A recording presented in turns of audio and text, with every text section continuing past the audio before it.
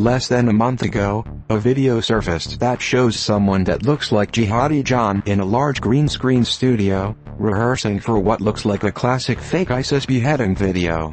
You can see him pretending to cut the victim's throat and then getting ready for take two. The person who pretends to be the victim is likely the actor we see in the first Jihadi John video, the James Foley impersonator. The video is said to have been retrieved from one of John McCain's staff members. As you can see, the video was secretly filmed by a stationary camera in the back of the room. Secondly, the room is huge. It contains a lot of expensive studio cameras, lighting devices, and a very large green screen. But the best evidence that this is not a prank is the big pile of sand neatly made to look natural.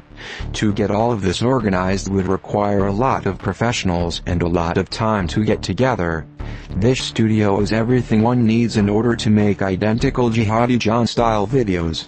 Ask yourself, what kind of group would fake this, and what would be their motivation? Also, 1 month later, and no one has admitted that they were part of this production, which you would expect if this was for a public project like a movie or prank video. For now, I am 99% sure that this is Jihadi John in the video and that the big room is a CIA studio. Nothing points to another conclusion. This was probably one of the earliest rehearsals that they did before they released their first finished Jihadi John video in summer of 2014.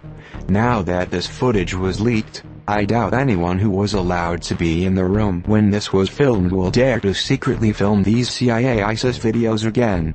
Or else they might find themselves in the next video. Everyone who knows how video editing works and who carefully studied the very first Jihadi John video knew that the video was staged using actors, and done using green screen. But if that wasn't enough, it also became obvious to any careful observer that the actor who pretended to be James Foley was just that. An actor. Just to be clear, just the first video used an actor to pretend to be James Foley. The other 3 that followed were not actors. The CIA kidnapped these men for the purpose of making these ISIS advertisements, and helped them recruit more Western recruits. They never intended these videos to be carefully analyzed by the sheeple, so that's why they did not bother to put a lot of work into them. That's why there is no blood during the beheadings, and that's why they fade to black when the beheading starts. For whatever reason they killed them off camera and cut off their heads later. The CIA has been training Syrian rebels at secret bases in Turkey and Jordan. The CIA is involved in the Syrian civil war. The Illuminati is not only arming and funding ISIS, but they had to help them out in another way, by advertising them to the West, and they figured out that the best way to accomplish that was to have the CIA produce their own ISIS videos using CIA agent Jihadi John. You see, ISIS is not a real state. Anyone can pretend to be ISIS, and as long as that person helps ISIS interests, there is no reason for any known ISIS official to make a public statement that distance themselves from, let's say, Jihadi John and his own videos. Jihadi John has probably never even set foot in ISIS territory. He probably only operates in CIA training camps in Iraq and Syria. It has been many months now since Jihadi John made a video, and I think I know why. The CIA is desperately trying to figure out how they can make people think that Jihadi John is an official ISIS member. So what they have been working on these past few months is to somehow get him inside ISIS-controlled territory, where he can surround himself with actual jihadis for a brief moment in order to shoot a new propaganda video. Either that, or they just killed him and we will never see him again.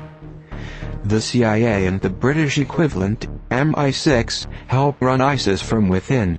The UK government already admitted that they have around 120 elite members deep within ISIS territory working as undercover agents. They claim that this is to weaken ISIS from within, by destroying their weapons. That is the biggest joke I ever heard. Just imagine 50 UK undercover agents, who don't even speak Arabic, living with ISIS members, being allowed access to various weapons stockpiles around the Middle East, and pull off destroying their weapons and somehow not get caught. As if ISIS wouldn't suspect trickery from day one. The fact is, these agents are not sent to weaken ISIS, but to help manage it.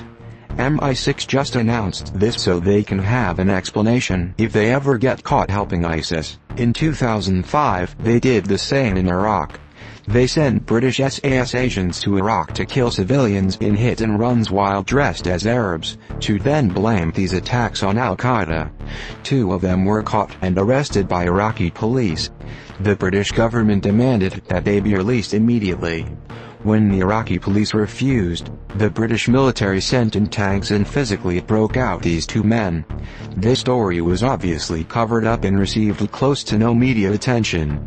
The Illuminati seek control over the world economy and thus they need control over the oil. And that's why they focus so much on Syria. And that's why they want to kill or replace the president of Syria, so that they can install a puppet leader. In a recent 2015 interview, Assad admits that America wants more puppets, and that the US level of effort shows that they are not interested in stopping the Islamic State.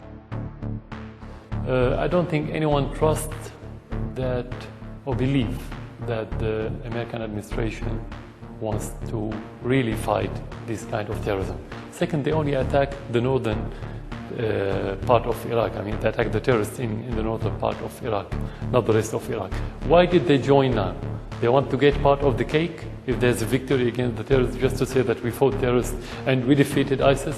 Where were they during the last few months? Because the West used to have puppets, not independent leaders or officials in any other country. And that's the problem with Putin. They demonize Putin because he can say no and he wants to be independent, because the West, especially the United States, don't accept partners. They only accept followers.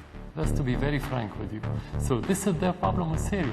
They need somebody to keep saying yes, yes, a puppet, marionette, and so on. Somebody who can control by remote control.